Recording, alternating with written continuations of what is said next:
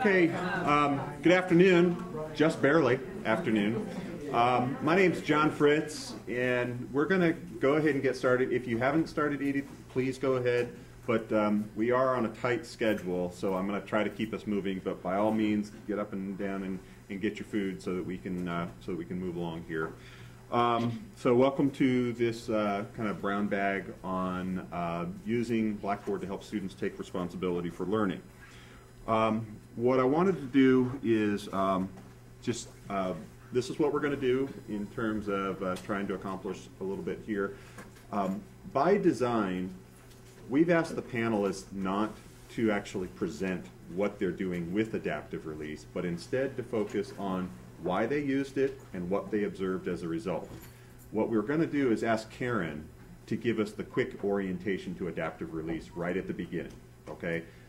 Because we have the panelists in here, we want to focus more on kind of what they, why they did it and what they observed, and then we'll go from there.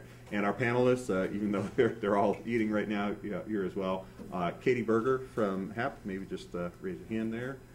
Tim Hardy from Economics, and Anna Peterson from Ancient Studies. And you'll get to see them one at a time as we go along through here. I know you can't read this, but let me tell you what I see in it. First of all, this is a listing of our most active Blackboard courses for undergraduate courses for spring 2012. And the activity is based on average hits per user in the course. So if you're a small enrollment course, you have there's no disadvantage compared to a large enrollment. What I want to be real clear about is that this is a ranking of activity, not quality. But as such, it is an indicator that we look at to try to reverse engineer what's happening in these courses. And so the ones in yellow, and there's more that I could have added, are courses that we have seen are using adaptive release. This is sort of looking at it from the end of the spectrum in terms of the activity that it generated. But I'm hoping that you'll see from the instructors and their use of it what they saw in terms of the quality, not just the quantity of what was going on. And we have a couple of findings that we'll share as we go along as well. And with that, I'll turn it over to Karen to kind of walk us through this. So let me get out of that so that you can. Hey everybody, thanks for being here.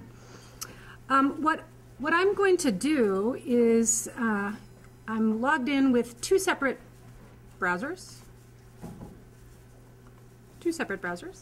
I'm logged in to Blackboard in the same course as an instructor and then as a student, because I wanted to demonstrate what actually happens when somebody uses adaptive release.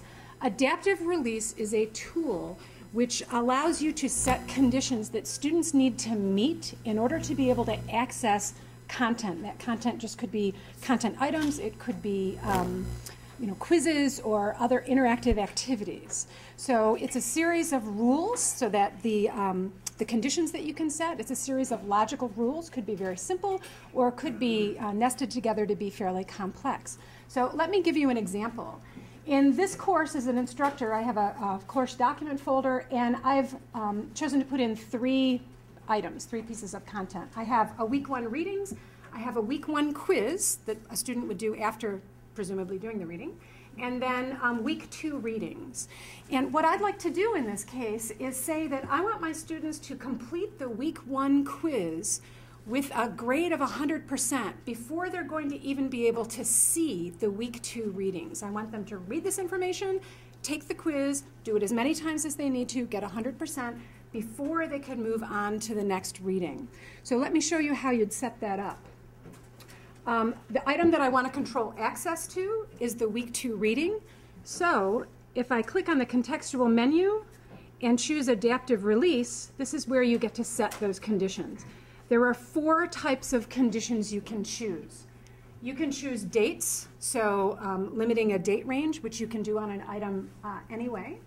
You can choose membership, so I could either allow individual students by username access to this item, or if I had groups in this course, I could allow certain groups to access this item. Students would need to be placed in a group before they would have access. The more powerful tool here that I've talked about is grade. This is one of my other conditions. So as long as I have something in the grade center, in this case, the week 1 quiz, I can say that a student has to either have an attempt on that item, for instance, submitting an assignment, or for this, instead of just taking the quiz, I can say that I want the student to have a score or percentage, in this case, equal to at least 100%. So it doesn't have to be 100%, but we could have, you could say I want the student to at least pass it with a 75 before they can move on and gain access to the other content.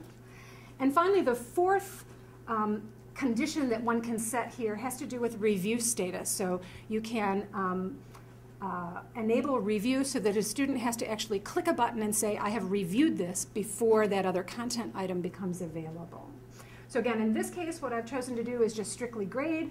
The student needs to have a grade of at least 100%. This would list all of the things in my grade center. There's only one, this week 1 quiz, and I've put the 100% down here. And then I hit submit. It's already done, so I'll cancel it. From this, as the instructor, I see everything, and I can see that adaptive release is enabled. From the student perspective, this is what it looks like from the student perspective. Here I am in the course. I don't see the week 2 readings because I haven't taken the quiz yet. If I click on the quiz and take the quiz, I actually did take it, so I'll take it again. One simple question. You can make the quiz as complex as you want. I'm saving the quiz. Verifies that I've submitted it. There it is. Yay, I got the question right. And now it's opened up the week 2 readings. All right? So it's very simple. Just allows you to set whatever conditions you want to give access to whatever content you've got in Blackboard. So without further ado, what I'm going to do is turn it over to Katie.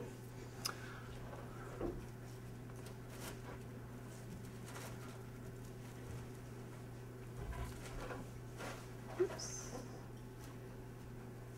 I guess we'll go back there. Click one more, I suppose. Hi, I'm Katie Berger. I teach HAP 403 and SOCI 663 with Dr. Mary Stewart, and that's an Introduction to International Field Research Methods. It's a spring semester course where we go over methods, and then we take a week-long trip to Switzerland in the summer.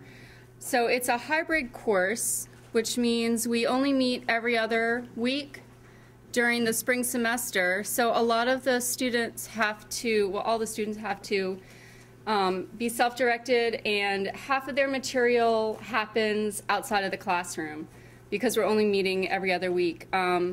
We've taken a lot of the lectures, all of the textbook work, the quizzes, and all of the submitting assignments out of the classroom and have that happen on the alternate weeks when they're at home. So we had a lot of problem with keeping the students on track, and adaptive release really helped with that. So they had to take small quizzes, and each quiz, just like Karen showed you before, will unlock the next thing. So really directed students can go through quickly. Students that are less self-directed have that external pressure when we're not there to get them to complete their work. So we can really focus on in-class time with the students interacting, and they do a lot of presentations, they do a lot of peer-reviewed work, they have to turn in quite a bit of writing material, so they have that time for critiquing each other's papers and giving feedback. And we have a lot of little assignments that go along with the videos and the readings that we have for outside of class. So if they have to, most students, I understand if you tell them you've got a 45-minute video for them to watch outside of class, and we'll talk about it next time we meet, they're not going to do it. So this kind of forces them. There's 2 or 3 questions they have to answer. They have to, like Karen said before, click that they've reviewed it, just to keep them ready and prepared.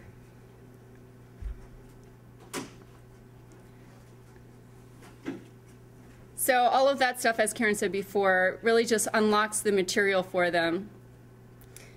So it controls the flow of material for the students, helps them pace it, and kind of rewards them for actually doing what they're supposed to do without having that constant pressure of coming to class and, you know, having the instructor pressuring them to keep up to date with their work. And most of our adaptive release things are low points. Sometimes they give a little bit of extra credit for the class. Sometimes they open up large point activities that they have to submit. So they'll have to watch a video, answer a question, and that will open up the submission button for their 50-point annotated bibliography or rough draft or something like that. So they can't actually submit their big point material unless they do their small point preparation work. And some of the things that I found were really important for keeping everything nice and smooth was building everything ahead of time. So if you had the opportunity in January to go through and really create your syllabus online through Blackboard using the adaptive release, using the online submission, integrating the other features like the rubrics, then it really helps smooth everything. Everything flows much more easily than, you know, changing things as you're going through. I've done that too. Sometimes Blackboard gets funny and you change one thing and something else doesn't work. So it's really nice if you have the chance to go through and do everything ahead of time. And it really does allow us to move a lot of the independent kind of work that students would normally do, the lectures, the basic textbooks, quizzes, all of that kind of stuff out of the classroom to free up time. Like I said, busy students can pace themselves. A lot of students I know are working full-time, going to school full-time. They can take a weekend where they don't have shifts at work and they can do 3 quizzes at a time and get ahead of themselves so that they can pace their classwork with their outside work. And it also really helps organize a large amount of material. We have a lot of readings online. Students were getting very confused. They couldn't find the readings that they were supposed to do. They were doing the wrong assignments at the wrong time. Having all of that stuff in line in different folders and having things open up in a sequential order helped me, and it also helped the students organize all of that reading material. So making Blackboard the enforcer instead of making the instructor the enforcer was a big benefit. And also making use of Blackboard for grading. So the students aren't handing any papers in. Everything's coming in through online submission. The rubrics are up there so they can see how they're going to be graded. I can just click, you know, 1, 3, or 5 points on the rubric. It's much more straightforward for the students. And I found during the semester it helped alleviate a lot of the grading time. There's a lot more upfront time getting Blackboard ready before the semester begins. So adaptive release does not make all students suddenly become motivated and engaged. I still had to go in and take the adaptive releases off because somebody had a sob story and they couldn't get into the quiz, or, you know, I tried to turn in my assignment and Blackboard crashed. That happens a lot. One thing I really recommend is never making things due at midnight, because Blackboard crashes at 11:50 and students are trying to turn their things in exactly at midnight, and you have to go in and hand do a lot of things. So they say. But if it's due at 4 p.m., at least, you know, you're awake. And it also does not necessarily reduce the instructor workload, because it was a lot of work getting things ready, but it's nice to have that smooth flow during the semester when things get crazy, and have all the workload happen in January or August when things are a little bit easier to manage, for me. Okay. It's just the changing of the guard.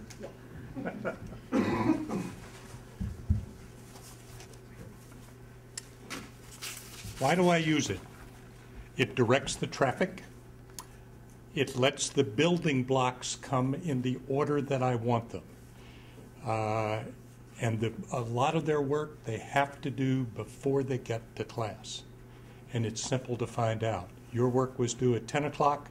I make mine frequently due at noon, because I can't remember the last time I was still up at 10 o'clock. They can't skip a step, and there are better outcomes, but more on that in a moment. The date controls are spectacular, because I don't turn my course open to them, so you have that one student that wants to do everything in week 1, and then they want to ask you about the 7th week's work when everybody else is on week 1. So I open it a week at a time. They have to do A before B, and B before C, and C before D for the whole semester.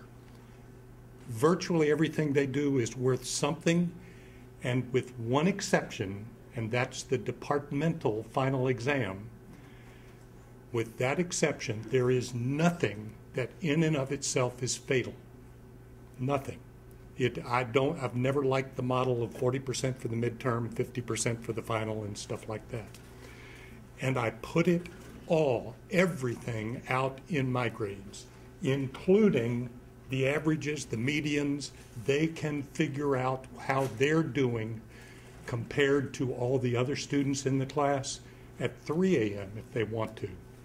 And you got to keep that up to date. So here's my sequence of things. That syllabus quiz, I stole that in this room a couple of years ago. That one's solid gold. This counts for nothing, but till they get a perfect score on those 20 questions, they can't see any of this, none of it.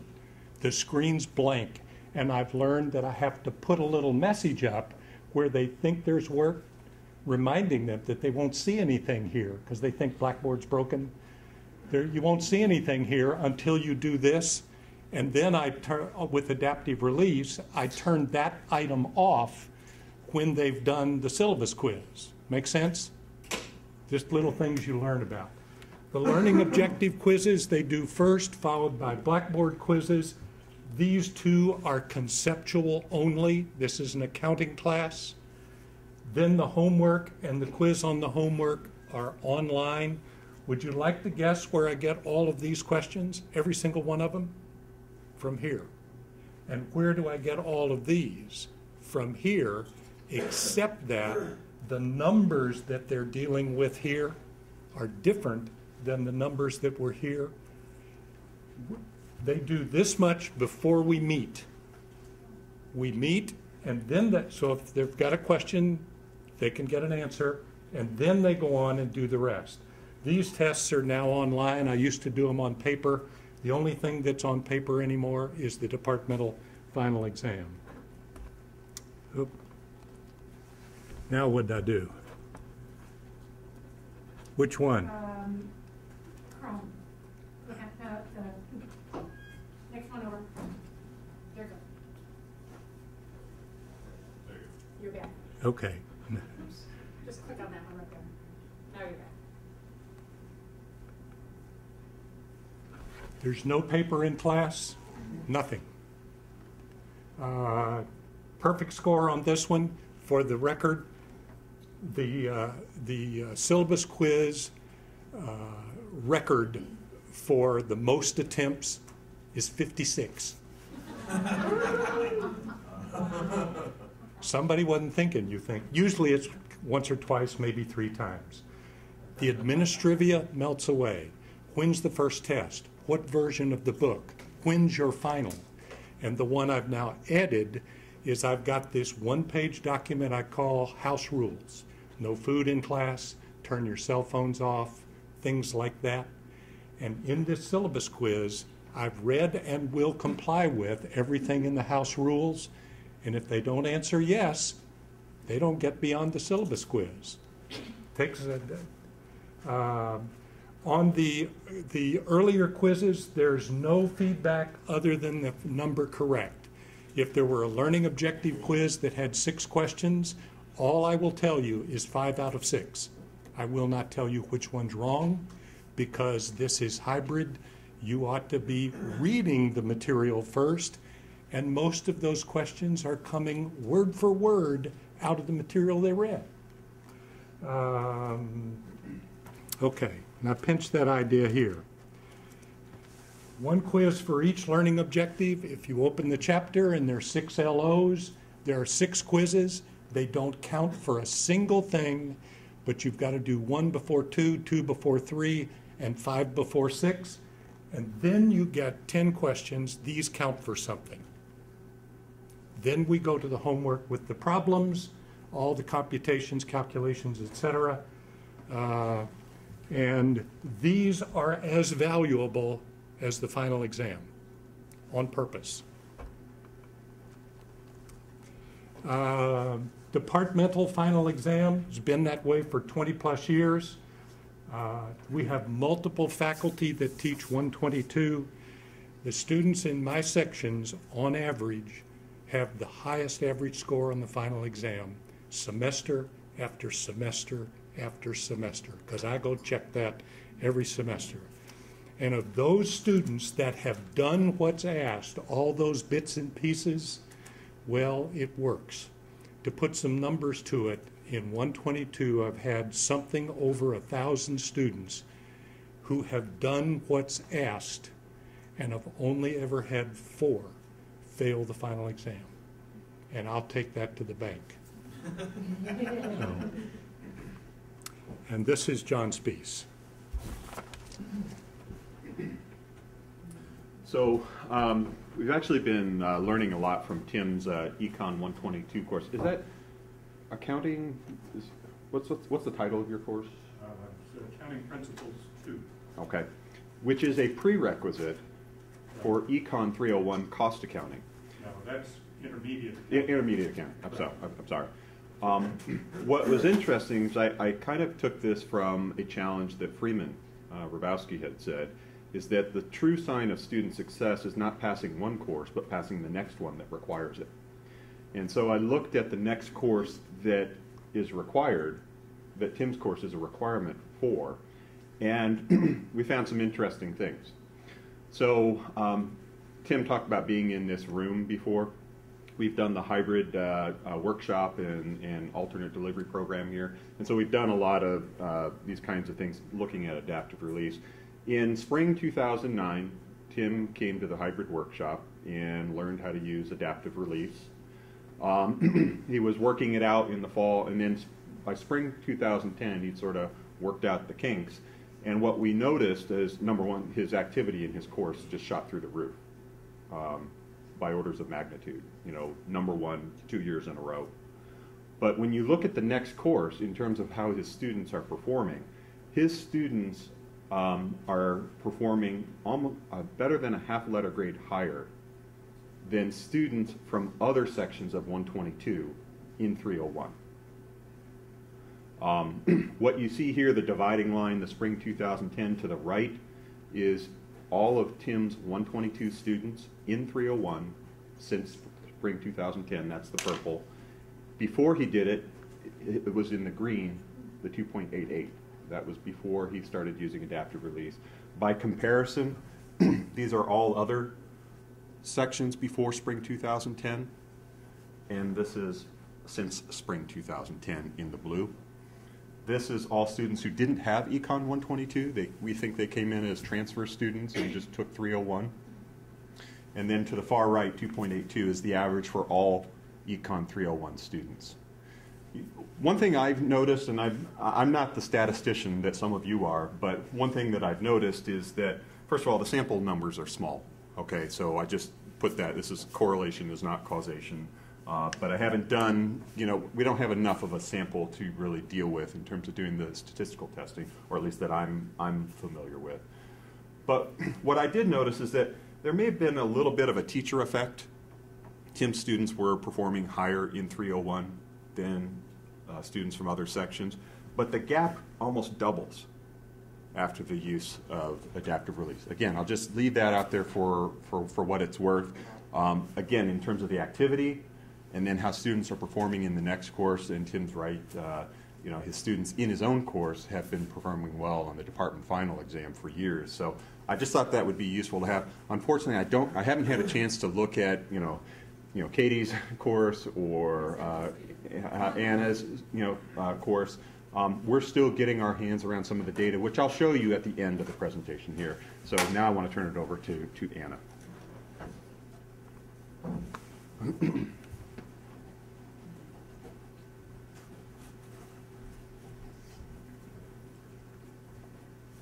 I don't know if you guys are very familiar with ANCS 150, but it's primarily an etymology class. I'm a classicist, so I'm mostly a language teacher, but it's basically a class that asks students to learn word roots, basically, from Latin and Greek. And so when I came to UMBC last year in the fall and was asked to teach this class, I was approaching it mainly as I would approach a language class. And what I quickly realized was that there is a basic disconnect between the type of material that we're asking students to learn and the format of the class. So I thought I would start there. So the class is basically a language class if you take grammar out of the picture.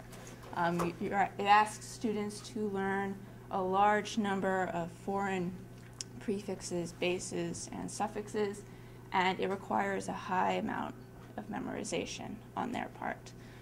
The problem comes in its size. Right? It's usually over 60 students held in a large lecture class, so it doesn't really allow the kind of active learning environment that you would use in a beginning language class to help students retain the material. And so that was the problem that I was faced with. Students were often not coming to lecture. It was really hard for me to make sure that they were doing the work. I tried initially grading the daily homework assignments, but I quickly became too overwhelmed, and so I had to go to spot checking, and so I couldn't really keep track of how they were doing in the course. So last spring, I decided that I would pilot it as a hybrid class. And so the way that worked was the course covered roughly 3 lessons of new material a week. I introduced the new material when it was particularly complex through podcast lectures. When it was just, here's a list of words that you need to memorize, they got that from the reading in the book. And I created on Blackboard these online homework and review drills that were geared to each one of the new lessons. I decided to do it on just a pass-fail basis because I wanted them to do it over and over again, and I was aware that there would probably be typos and issues, and I just thought it would be easier if they weren't so fixated on the grade. So if they did all the drills, they got 100% on their homework score. The class then only met once a week, and in class we did a lot more targeted practice in groups, and it's also where we did our quizzes and exams. With a course like etymology, you can't really do it online because there's no way to stop them from just going to an online dictionary and looking the words up, so we had to still do that in class. Where I found adaptive release very helpful was in the fact that it really forced the students to go through the class in the pace that I wanted them to go to. Whenever you're learning a new language, you really need to practice it on a daily basis, and so it was my way of kind of requiring them to do that. Now, as a graduate student, I taught, or I shouldn't say taught, I ran an online scientific medical terminology class. And when I did that, I realized that there were 2 big problems that I was trying to fix here at UMBC. And the first was the student who decided that they were going to try and do all the work in the first few weeks of class and then not have to think about the class until the final exam. And so to combat that, I used adaptive release by date. I made it so unless they talked to me, they could only work 2 weeks ahead of time to prevent them from doing that. And I was really trying to teach the students how to study for a language, that you can't just try and cram it in the beginning.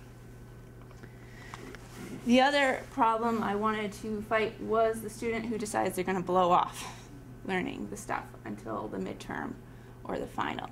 Now, adaptive release can't force them to go in to do it, but it does mean that if they don't want a 0 for their homework grade, they have to come talk to me.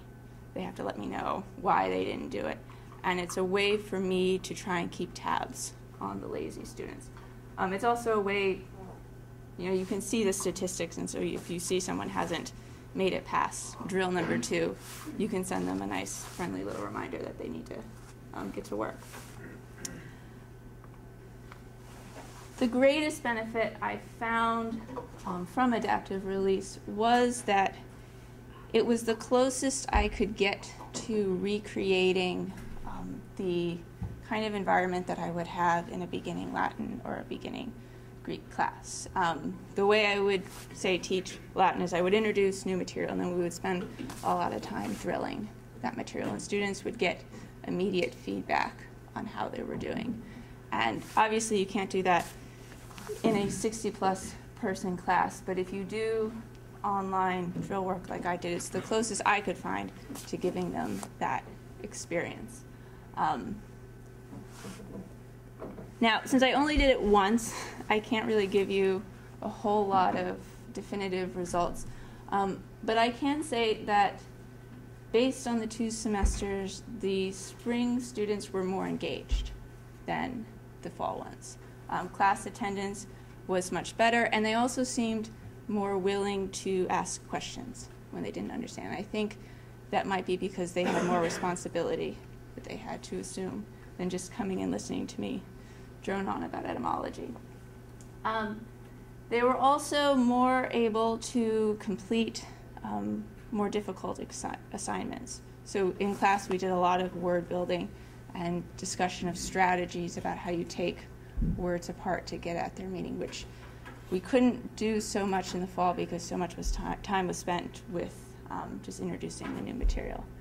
And finally, students just seemed to enjoy it more. I think they liked having the freedom. I love languages, but I can't imagine listening to 3 lectures a week on word roots.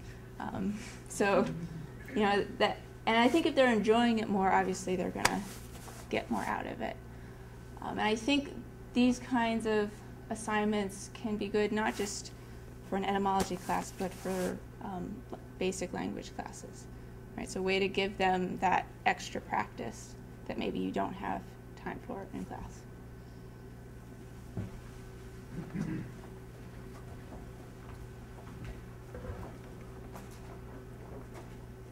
So I wanted to just close with a few sort of system admin reports that I'm able to see that we will soon be able to start releasing to faculty and students. It was interesting to me to kind of see how this was working out. First of all, I know this is kind of small to see, but I just want to provide a little bit of context. Since 2007, we've been looking at sort of correlation between student activity in Blackboard and final course grades.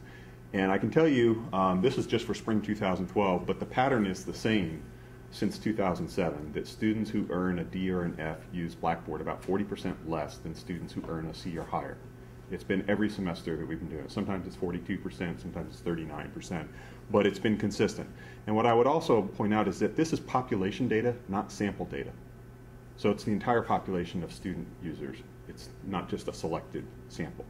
What this is showing you here is final grade, is showing you activity quartiles by final grade. So in the first one, the students who earned A's in their courses, this shows how active they were. The first quartile is the most active, and then least active is the last quartile. What's interesting is for students who are the least active A earners are still more active than the D's and F's amongst the first activity. Everybody with me on that? We've talked a lot about, sort of, adaptive release's impact on activity, but what I also want to point out is that the grade center itself has an impact on course activity. Karen pointed out there's sort of 4 ways that you can use adaptive release. We've seen a number of different ways. I think, Tim, you used the grade center a lot. Can't remember, Katie, if you are using it as well. I think you are, but I know, Anna, you're using date. What I look at the end of the semester is just how active has the grade center been used. It's not that I think there's magic in the grade book, but I think it is a proxy of sort of course design intentions that happen throughout the semester as well. And while this list on the right on the right is not all of the departments. The sort of colored lines is a listing of all the departments at UMBC, and you can sort of see visually the impact that an active grade center has on student course activity versus courses that don't use the grade center. For a while now, I've been looking at kind of how courses are using the grade center. It typically is higher in winter and summer, and not coincidentally, we have the hybrid course redesign program where we've been emphasizing things like adaptive release more, screencasting, quizzes, discussion boards. Those tend to, I think, get reflected here, but I'm hopeful that as more faculty see kind of the different ways that the data can shine light on maybe effective practices, that maybe we can start looking at some of these as well. So that's why, you know, I've kind of been looking at how this is shaping up. Now, the last one, this is a little more challenging to read, but I'll try to explain it to you. Basically what I did is looked at courses in which there were no adaptive release rules and courses that are. I had to slice this off so you can't see it, but this is distinct courses, just like this one is here, distinct courses. It's distinct courses for those that use adaptive release, and this is compared to courses that don't use adaptive release. There are not many courses that are using adaptive release, okay? But the student activity is much higher in those courses than even some of the highest ones where there is no adaptive release. Now this is just looking at College of, I think it's COS, yeah. And so I can drill this up and we can take a closer look at it. I'm not going to take any more time on this, but I did a screencast on this report and how we got to it and all of those different shots. If you want, you can see it at the end. I'll make it as a link here, but we are going to be making these reports available to the departments and to the disciplines so that people can, you know, see themselves, you know, how different courses are using them. So that's the screencast here if you want. I'm not going to take any time going through that. Karen and Anna put together a frequently asked question, basic use on adaptive release. You're welcome to take a look at that. And then sort of a late addition to this panel by proxy, Josh Enzer, can you raise your hand, from Chemical Engineering? Josh did a fascinating presentation at a Faculty Development Center workshop a couple weeks ago on scholarship of teaching and learning. Basically, he did a presentation of how he has incorporated game design into his Blackboard course design using adaptive release. We asked Josh if he would do a screencast. He did. There's a link to it right here. It's about 10 or 12 minutes long, and if you want to, you can take a look at it, but I think it's a useful example of just a variety of ways in which this tool can be used. And I think you've seen 3, and then I would strongly encourage you to take a look at Josh's because it's really interesting to see what the students have been doing there as well. And with that, I think I'm going to open it up to Q&A. As questions come up, we can bring people back up, but I think we're on pace here, so any questions? Sarah. First of all, I'm shocked that so few people use the Blackboard gradebook. It's awesome. Yeah. But my question. Yeah. The grade center is awesome. Use the gradebook. My question is, I guess, so what?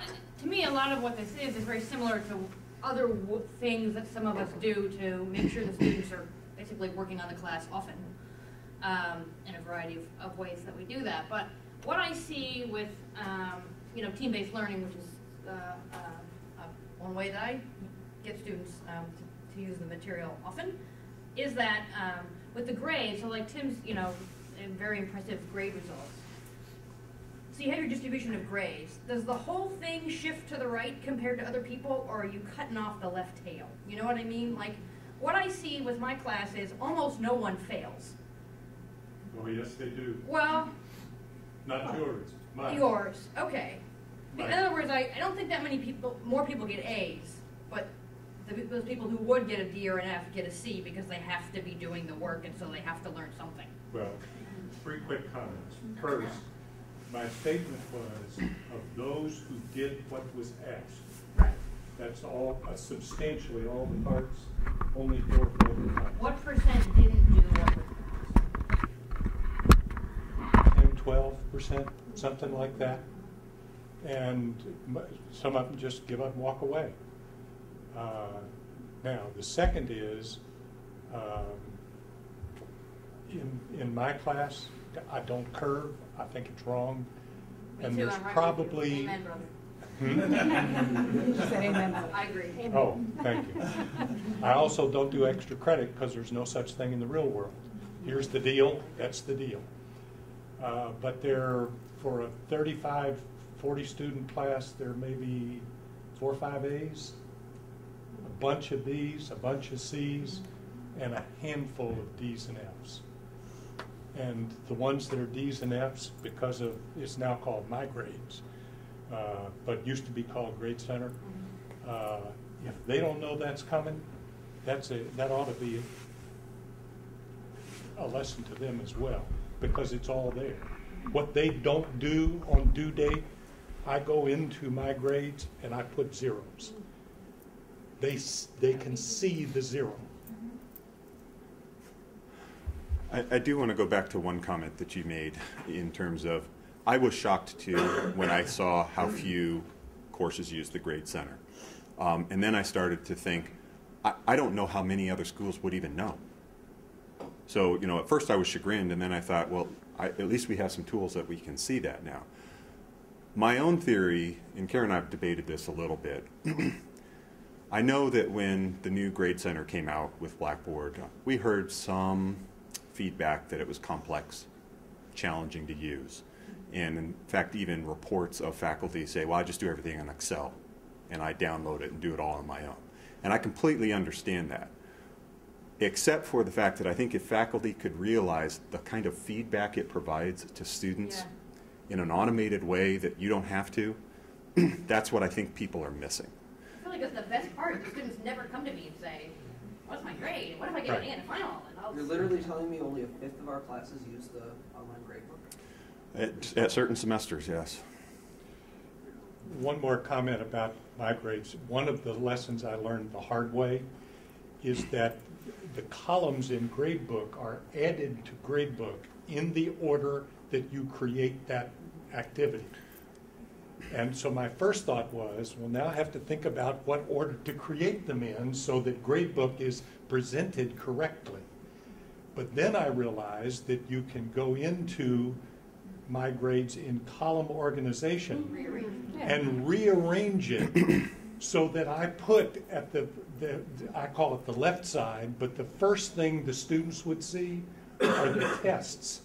And then that's followed by the descending value of the work they do, as opposed to they're having 70, 80, 90 columns in My Grades, and they got to go way out here to the right to find out how they did on test 2, which they won't do.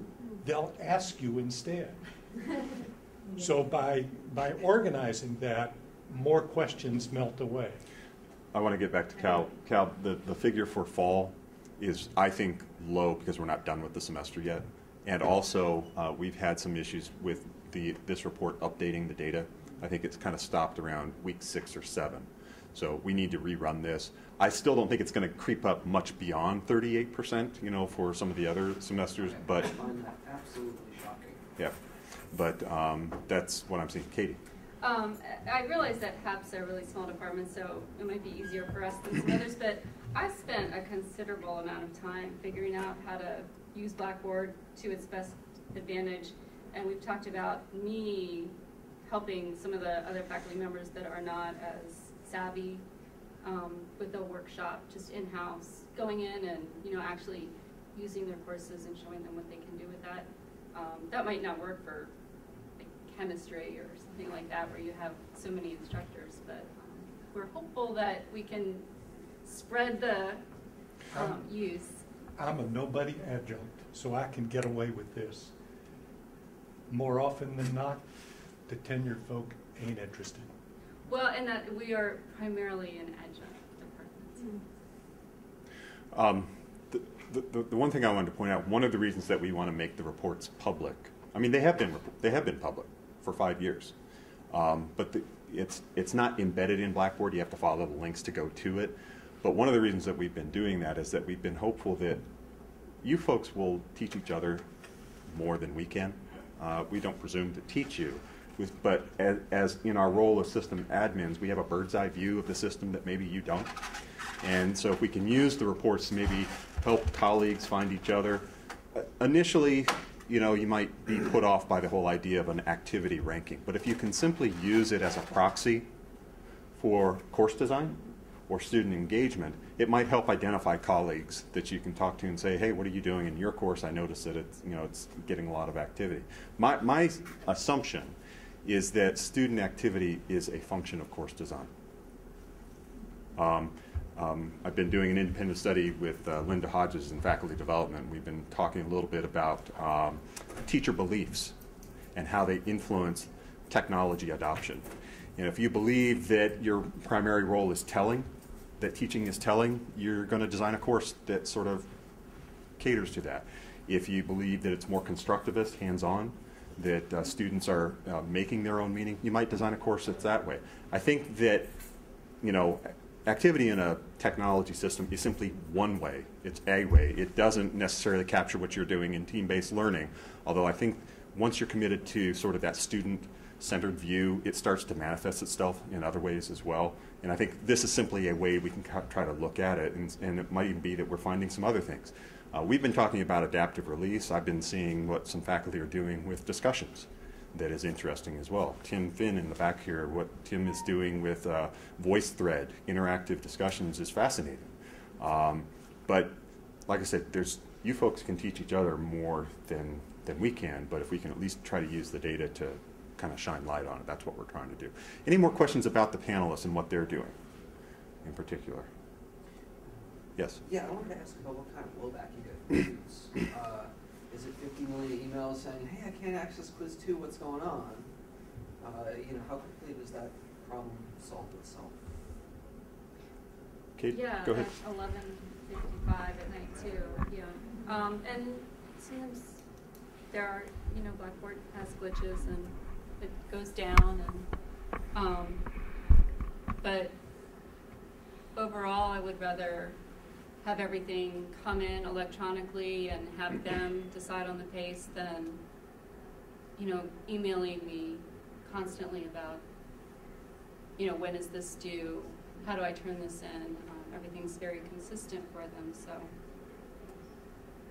I guess you're trading one set of email questions for another, but it's so much easier to manage the work as it comes in. Well, I'll add to that if I can. Number one, I encourage you not to try to be your students' tech support.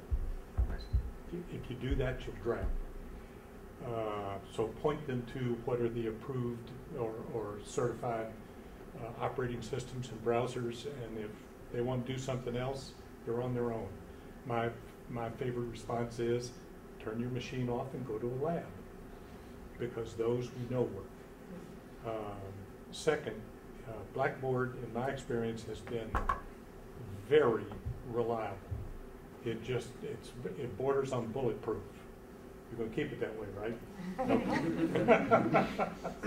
So the questions you get from students about it usually is something they've done wrong.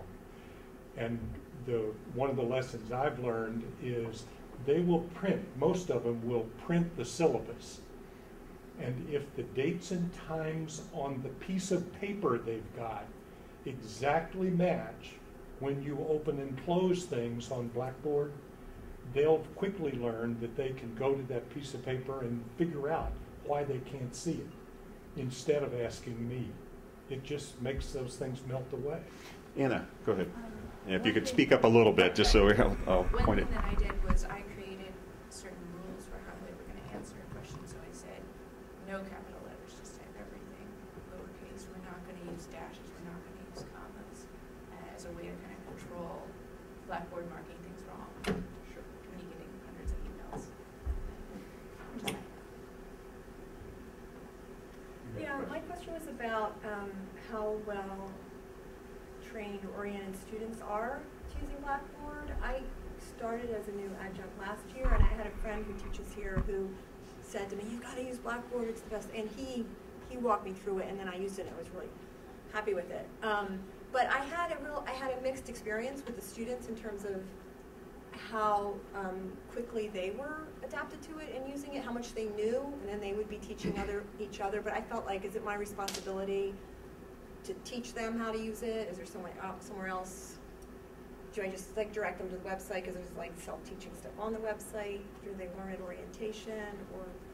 Have a response? Yeah, I am using adaptive release in my Sociology 101 class for the first time, and there are a lot of freshmen. It's first semester freshmen. And one thing that I did was I went through very quickly in class, this is how you're going to see it. Mm-hmm. And don't ask me any questions because you've seen it. And then they learn fairly quickly, actually. And that they have to get acclimated to it to be successful at the university, is the way that I put it. So if you have questions, come during office hours, way before your assignments due. And very few, if anyone, came. So they're pretty quick in getting the technology. It's been my experience. As far as every single week there's an adaptive release quiz, and then that's how they get their assignment. So it hasn't been a problem. But you did do an initial. But I did do an initial, you know, maybe 70% of the class is paying attention, but initial, this is where your stuff is. This is the instructions, this is how you go through it. Any questions? So they were exposed to it for a minute at least. And initially, I'd say the first 2 to 3 weeks of class, we did have a couple questions, but we don't get questions now that we've done it over and over again. Want to get Ann Garner? Yeah, I'm in the Faculty Development Center, and I get a lot of feedback from students directly. I do these sort of class surveys, and this is generally what I hear from students, that they pretty much really love Blackboard, and because they like that how available all the information is for them. They love it when the Grade Center works. They want it. Let me say, they like it when it's being used well, right? And so part of that's, you know, doing the setup ahead of time, but they prefer it to some other second party or third party you know, system, right, where they have to go to another website, or they have to go, you know, they have to manage a lot of websites. They really prefer they can go to one place and all of their courses are there, and they do get acclimated to it, I think, fairly quickly. I think, yeah, your freshmen are gonna, they're gonna need to learn how to use it. There's a certain learning curve, but your sophomores, your juniors, your seniors are experts, right? So it's kind of, I think it's worth putting in the time. I would add one other thing. These for the freshmen that are coming in, or first-time students at UMBC, their placement testing is through Blackboard. So if they're a freshman and they're here and they're actually registered in classes, especially in a STEM field, because they had to have had math placement testing, even if they had AP scores, they've seen Blackboard. They've been there, they've done it, they've taken a quiz, they've accessed it, they've seen it. And, you know, kind of along with, I think, what was suggested, some faculty who use it a lot, I've seen real good success with people will use Jing, or a little screencast tool, and do little start here buttons. So there's a menu button, start here, that's just a little video that 5 minutes long. Here's how the course is laid out. So, you know, you could do one of those in sociology as opposed to taking class time. Just point them, watch this video. It's on the web. They can all see it. You can even track them to see who's accessed it or who hasn't. You can email it out ahead of time. Yeah, email it out ahead of time. We've seen faculty use course overview videos. So there's sort of 2 questions. There's using Blackboard, and then there's how you use Blackboard. Whose responsibility is that? I think students and faculty sort of have to rely on each other and figure that out. But I do think they learn from each other as well. Sarah, you had a question? Yeah, well, I was just going to say these videos, I mean, you can make a course overview one, but I also make them for specific tasks. Like, I'll say, this is how you submit an assignment on Blackboard. And, I mean, I have my nutrition class with 82 students in it. I haven't had one question all semester about how to submit an assignment on Blackboard. You know, and they submit everything on Blackboard. Add on to that, you can point to the FAQ, which if you're in Blackboard and you click on the Blackboard Help tab, will take you directly into the FAQs, where we have tons of articles like how to submit a safe assign that even comes with a little video. And I pointed to this piece of paper because we printed out the FAQ on how do I add a basic adaptive release rule in Blackboard. So for those of you who are interested, you can take it home and wallpaper your office. So that's the link to the FAQ. Karen has the handout, so if you want to see it. I think we're at time, so I'm going to close this off there. Can you help me thank our panelists?